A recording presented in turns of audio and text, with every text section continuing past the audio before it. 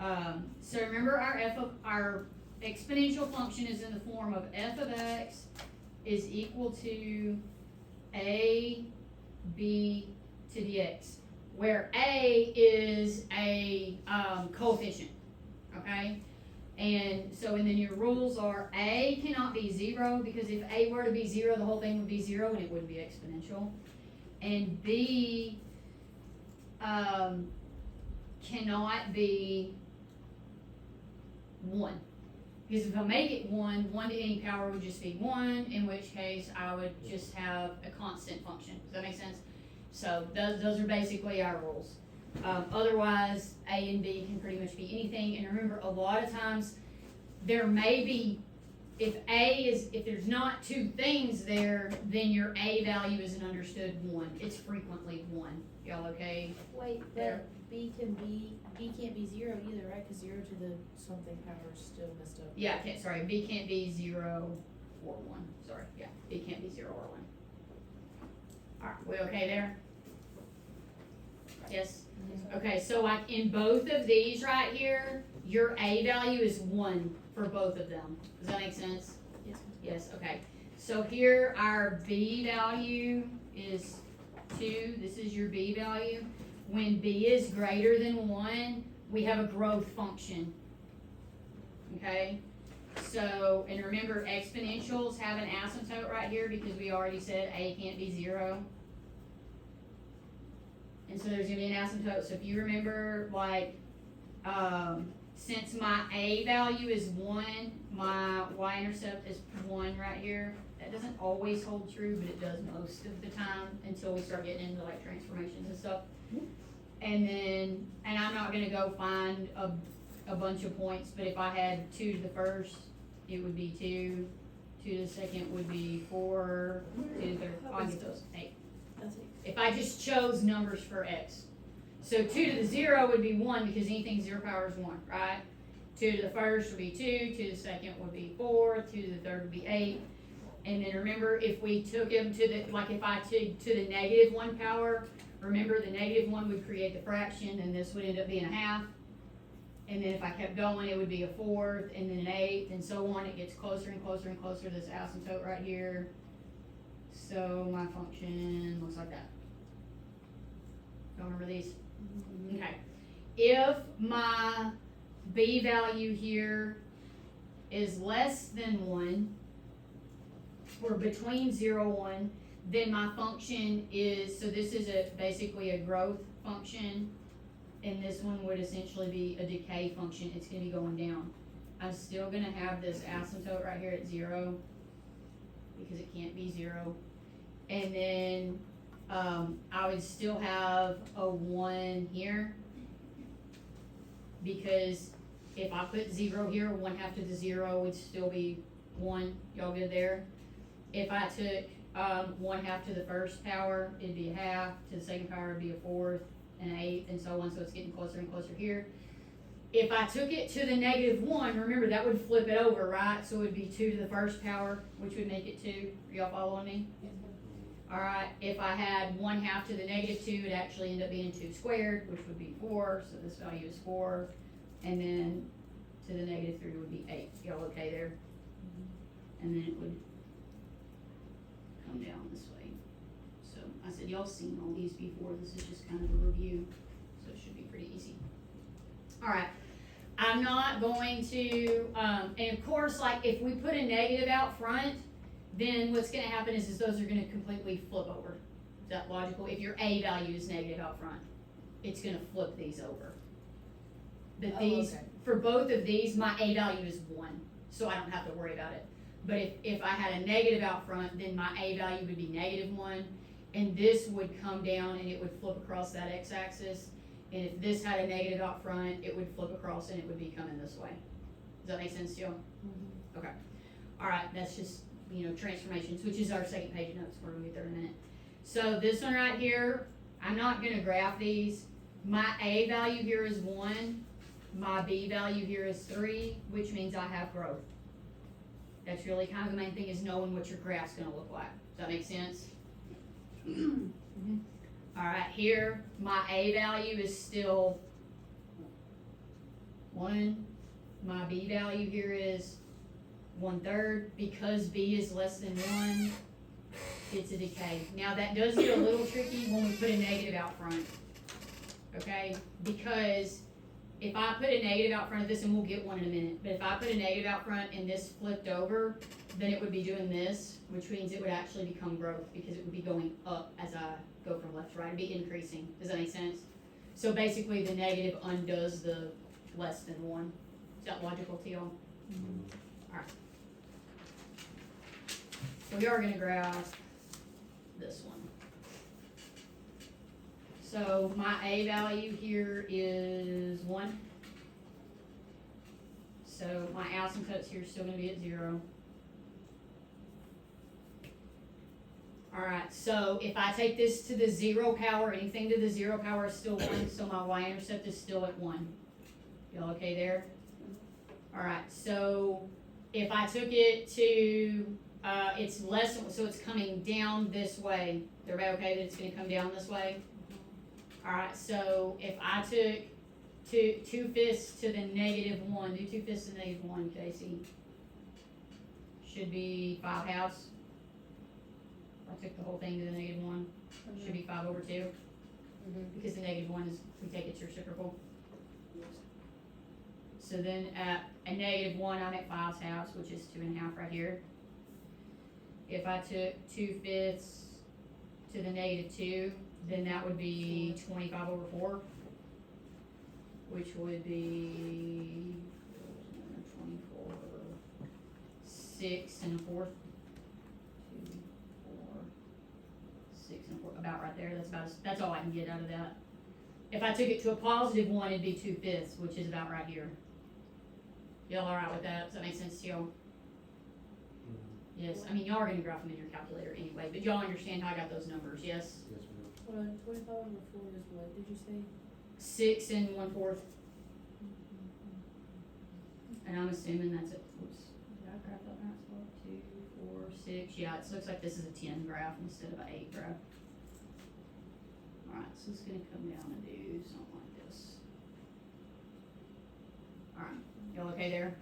Yes, ma'am. Alright, so this one is decay. Or y'all can, on your assignment, when you look at that, you can circle it. I don't really care, it doesn't matter to me. I think in the past I've let y'all circle in there. Alright, our domain here is gonna be what? Poles Reals. Range is gonna have to be greater than 0. greater than 0. It can't be equal to because it doesn't actually touch your asymptote. Our y-intercept is at 1. 0 and 1. Our asymptote is at 0, x equals 0. y equals Should be. horizontal. Y equals 0. Alright, okay, so increasing and decreasing here. This graph does what only? Decreases. It decreases, so increasing, we'll put none, NA, nope, nuh-uh, whatever you wanna write there. Nones, you can write nones if you want. Alright, you're decreasing then, it decreases from -infinity to +infinity. Y'all okay there? Alright, and behavior, As x approaches infinity, f of x approaches -infinity, okay. as x. Wait. F of x then approaching -infinity, it approaches your asymptote here. Oh, yeah. 0. So if there wasn't an asymptote, it would be. Yeah, there was an asymptote be -infinity. And then as x approaches -infinity, f of x goes to positive. So you remember, if we have asymptotes, it usually affects us. If we have horizontal asymptotes, it affects in behavior. If we have vertical asymptotes, it affects increasing, decreasing. Y'all good with that one? Okay, so this one right here Growth. is gonna be a growth function. There's nothing that changes my asymptote at all, so 0. it's still there. Growth, let's see, alright, if I, at 0, I'm at 1, At 1 you have 4, One. at 2 you're at 16. 2 or 16, we're already gonna be off the graph. At -1, I would be at 1/4. Are we okay there? Those are the only points I can get on theirs. Those two, so it's gonna do that right there. Good there? Okay, so domain is 4 mils, range. greater than 0. Alright, y-intercept is still at 1. Asymptote still at y equals 0. It is increasing only. so negative to positive. None of those. Alright, so as x approaches infinity, f of x. Alright, as x approaches negative infinity, f of x 0. goes to 0. Y'all okay there? Alright. So let's see. The E. I think we looked at E last year. I can't remember. If you look, there's an E button on your calculator. It's with the division. Y'all see it? Okay. E has a value. It's an irrational number. It's kind of like pi. Wait, is the, which E is it? There's 2. Hang on, I'll tell you which one it is. I bet it's the blue one. There's E on the division button. It's there's one. E on the Wait, is X. there one with log? It's the E to the X. Sorry, it's the one with your natural log. It's the one with natural log. Because E to the X is the inverse of the natural log. Y'all should have done that in your college algebra class. You too, yes. So that's your inverse. So, but it's an irrational number. It's approximately like 2.718828, and it goes on forever. That's enough decimal places for me. All right. So that function is f of x is equal to e to the x, where your b value is e. Okay, so this is b. There could still be an a out front if they chose to put something out there. Are we okay there? Which your a, essentially, all that is going to be is a shrink or a stretch to the function. That's really all it is. Y'all should be pretty comfortable with that. All right, so if I graph my e to the x, my asymptote's still here at 0. Nothing else has changed that. E to the 0 is still going to be 1 because anything 0 power is 1. E to the first is 2.718, so it's almost at 3 right up here. If you hit e to the x, what is 7.389? Thank you. So 7, all right, about right there, and that's all we're gonna have. And then on the negative side, it would be like negative whatever the reciprocal of that is. So something like this. All right, good there. Something like that. Growth or decay. Growth. Domain is still reals. Range is still greater than 0. Y-intercept is still at 1. Asymptote is still at y equals 0. It's increasing from negative to positive. Not decreasing. Alright, as x approaches infinity, f of x. As x approaches negative infinity, f of x approaches 0. Alright, y'all okay there? I said none of that's really new, it's just kind of a refresher on, here you go. Have I given you yours yet? I didn't get no notes. Okay. Alright, I didn't put them in the tray because I knew what was going on. Alright. Okay there? Alright, so this is then 88 now? That was 87? Yeah, that one was 87. That's what I'm showing on. We I'm still got- showing vocab was 86. So then that makes the first set of these notes 87, which makes this one 88. Alright, 2GIJ. Alright, so we're looking at transformations. Again, they're always the same. I'm not gonna go back through this up here because y'all already know those. So we're just gonna kind of look at this. I do want to remind you, like if we're looking at the exponential, your f of x would be equal to a, b, and then here where your h value, where we shift left and right, over here at your translations, your left and right, is up here in the exponent spot because that's where our x is. Does that make sense? So this is kind of when we're writing that like parent function. I don't know what that is. This is the x minus h. Yeah, that's hurt my ears too. Are y'all okay with that? Since your x is up there, my left and right shift happens in the exponent spot. And then your plus k, your up and down is still at the back. Your vertical shift is just like normal. Y'all okay there? I don't know what that is. I think it's in the server thing. Alright, so again, remember, A is not 0 and B isn't is 0 or 1. Alright, we okay there? Alright, so if I look at this, what they're asking us, it said, first thing it says is identify the parent function. What they mean by the parent function is, what is my base? You see what I'm saying? So my base is either whatever the x is attached to, that's what your base is. So my parent function here is 2 to the x. Whereas over here, my parent function is 1/2 to the x. Are y'all okay with that? When they're asking you that. Alright, and then we wanted to identify the transformation. So this x plus 1 is gonna do what? 1, 2, 1. Yeah, it's a ht to the left 1. Y'all okay there? And this is a growth function. Y'all okay that it's a growth function? Alright, so it's an ht to the left 1. What about this? What's this doing to my graph? Down 3. Yep, so it's a bt down 3. Good there? So is that, you wouldn't put that 2 as a stretch? Because it's the base. The A is what is a shrink or a stretch. So that's why we're writing that as the parent. I've already accounted for the 2 as the parent function. So my base is not my shrink or my stretch. Does that make sense to y'all? Because that can be a little bit tricky.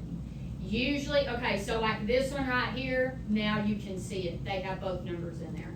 A lot of times they'll put a parentheses around your B. Like here, they put a parentheses around it. Does that make sense? All right, so here, if you look at this, the negative out front causes what? X-axis reflect, which means my A value is 1. Does that make sense?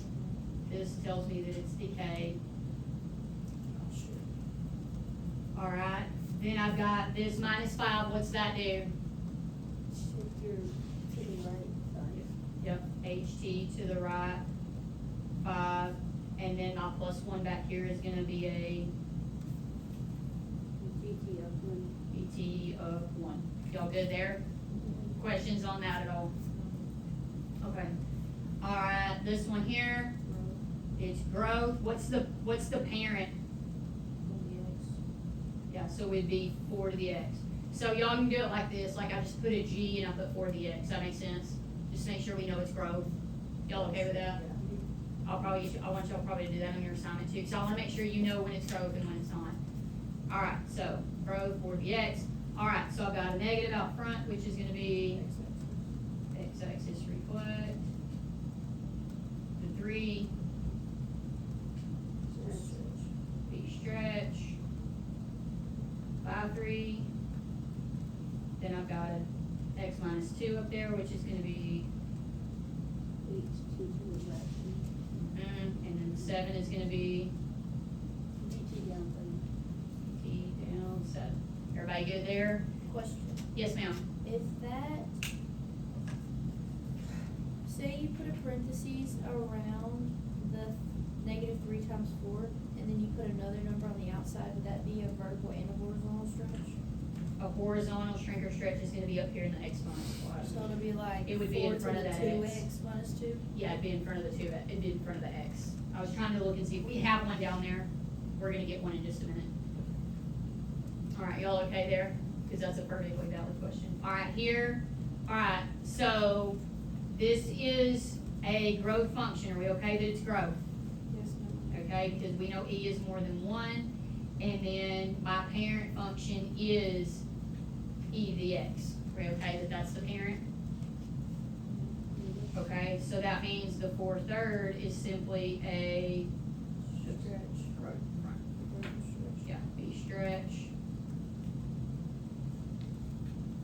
by 4/3. Okay, so whoops, by 4/3. All right, so that negative that's up there in the exponent, that's a y-axis reflect. Which I'm gonna guess, like Casey's nodding over here, like you already knew that, but in case you didn't, that's a y, because the x-axis is gonna be out here. The y-axis is gonna be happening where my change is up there in the exponent slot, because that's where all my horizontal stuff's gonna be. So that is a y-axis reflect. And then the 5 is my BT of 5. That one y'all don't ever miss those. Y'all always get those. Alright, y'all okay there?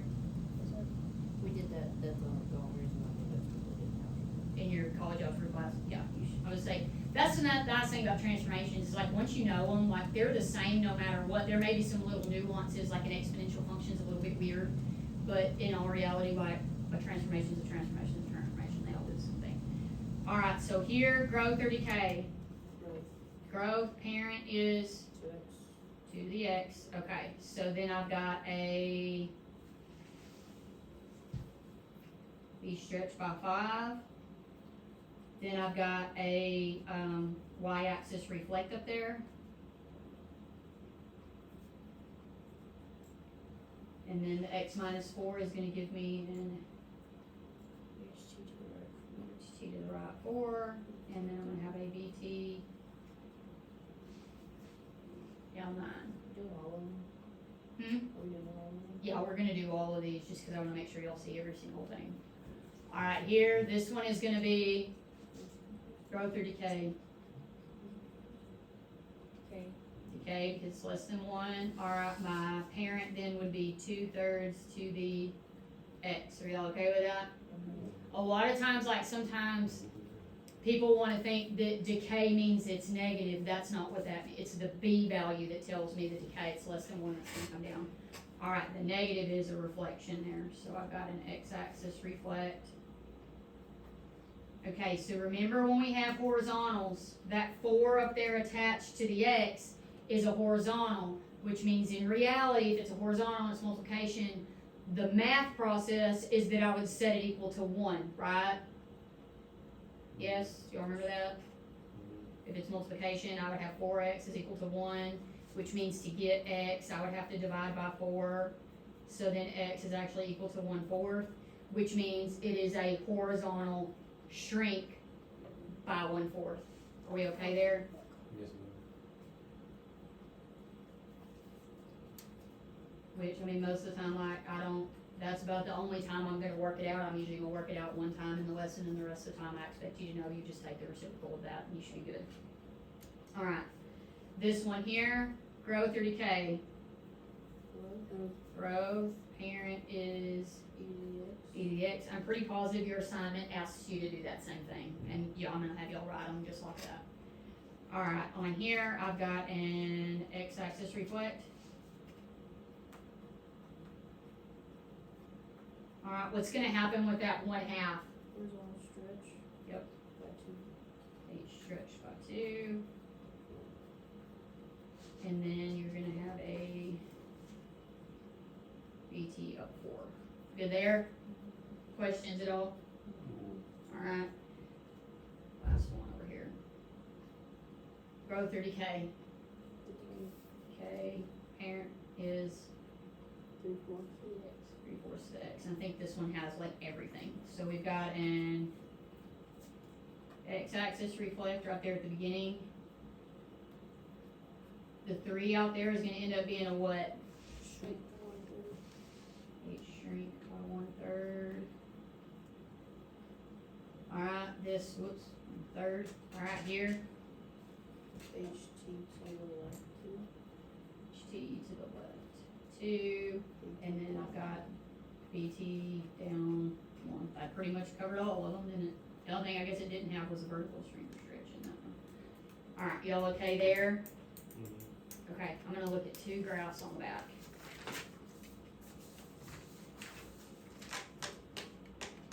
Okay, so if we're looking at these from the graphing, from a graphing perspective, like this member is gonna shift my graph to the left, but it doesn't force an asymptote. It's just gonna move my y. It's gonna change. It's because I shift it to the left. It's gonna change my y-intercept. Wait, why would you shift it to the right? Well, whatever direction it is to the right. But sorry, it is to the right. But this right here does in fact change the asymptote. This is basically my new asymptote. Does that make sense? Because it shifts my whole graph down. So my new asymptote, instead of being at 0, is down here at -4. Y'all okay there? And then from there, I mean, for the most part, like y'all are gonna graph these anyway, but I mean, if I chose 0 here, So 0 must be 3 to the negative 1, be 1/3, that'd be not a nice number. Wait, so then would it automatically be, like, cause you know how when your asymptote is 0, then your thing is 0 and 1? That's Yeah. your intercept? Would it be It depends. negative, like, would it be 1 above the thing? Most of the time, but not always, because it depends on what other transformations are happening. So if there was no other transformations, absolutely that would always be true. But sometimes there are other transformations that can affect that because of the way graphs get shifted. Or if there's an A value that multiplies that up.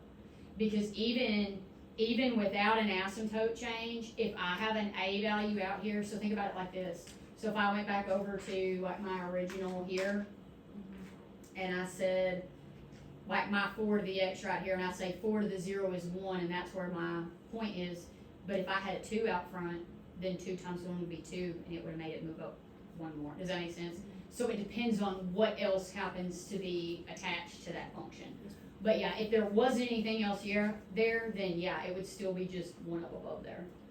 But here, like you think, if I put 1 in here, because 1 is what would make that 0, right? So if I put a 1 in there, that means my x value is 1, and then 3 to the 0 is 0, minus 4 It's -4. will be 3 minus 1 minus, sorry, wait a minute, let me go back. 3 would be 1, positive 1, that would give me a positive 1. 1 minus 1 is 0, right? So 3 to the 0 would be 1, and then 1 minus 4 would actually be at -3. Does that make sense? So it would be 1 above, like what you were talking about. But it's 1 above and shifted to the right because this shifted my graph to the right. Does that make sense, Casey? Alright. The rest of the points, I mean, we can plug them in. If I chose 2, 2 minus 1 is 1, 3 to the first is 3 minus 4, so that would make this point, negative 1, It's 1, 2 and negative, yeah, 2 and negative 1, right? Mhm. Okay, so that's what I got in my and head. then 3 and 5, 3 and what? 5. 5, 1, 2, 3, 4, 5. And probably on the negative side, there's probably not much of anything. 3 to the negative 1 would be negative 1/3, -6, -4 is what I got. negative 6, what? That's not possible. Everything's -4 after -5. Yeah, if they're all that means it's at that asymptote, which means we can't actually use it. I don't know why it doesn't give you an error, because it really should, but sometimes those calculators do something weird. That's why we can't always 100% count on a calculator. So if you see wherever it starts doing that over and over and over and over, that's your asymptote. It should give you an error there, but I don't know why it doesn't, because usually when there's an asymptote, it gives you error on every point after that, doesn't it, normally? That's what I thought. I don't know why it doesn't on this one. Anyway, so that's what we got. Alright, so the domain here would be all reals. Your range would be greater than 4. -4. Yeah, -4. Thank you. Your y-intercept is going to be, this would have been -3 and It's negative 2/3. 3.667. Yeah, -3 and 2/3. Okay. So 0 and -3.6 repeating, or 3.7, however you want to write that. Either one would be fine. Asymptotes at y is equal to -4. This one is increasing from negative to positive, decreasing. There aren't any. Alright, in behavior, as x approaches infinity, f of x approaches infinity. And as x approaches negative infinity, f of x approaches 0. Y'all okay there? Okay, do you want us to write, at the beginning of the year when we worked on transformations and did graphs, we wrote all of our transformations in this little side box, do we have to do that or no? You do not have to. I mean, it's not a bad idea to do it, make sure it makes sense, but I'm not gonna require you to do them. Not on it, because on your assignment, there's a whole section of your assignment where you have to write transformations, Sometimes I do that because I don't feel like you have enough practice writing transformations, but y'all have done it a lot, so I feel like y'all are comfortable with that and you can identify them. Alright, so here, this is gonna cause me to have an asymptote at positive 2. Y'all okay there? Alright, so I got an asymptote positive 2. Alright, and then The x-axis reflects, so it's gonna go on the so it's gonna be down here. So normally this would be a decay function and it would come down like this, right? It'd be coming down like this. So it's gonna flip over and it's actually gonna be coming up this way. It's still considered a decay function because B is negative. It just won't look like decay because it's increasing as far as graph standards. Does that make sense? So if I take 1/2 to the 0 power, that's 1, and then I make it a -1, and -1 plus 2. Sorry, I got to pull that down. And it's here, but then I flip it over so it's here. Y'all okay with that? I'm going the wrong, I'm doing something wrong. You should be underneath the graph because of the reflection. Oh, that's why, I'm going the opposite direction, I'm not going like this, I was going like this. Yeah, it's gonna come this way. Okay, so think of it like this. Normally, Casey, it would do this, right? Because it's decay. Mm-hmm. It would come down and do this. When we reflect it, it reflects across, so it's gonna do this. So it's gonna actually kind of look like a log function, so it's gonna look like. Wait, where did you get the 0, -1? Or the, Check that in your calculator, make sure it's right. I got I'm pretty 0 sure and it is. 3. It's 0 and 1, and -1, 0.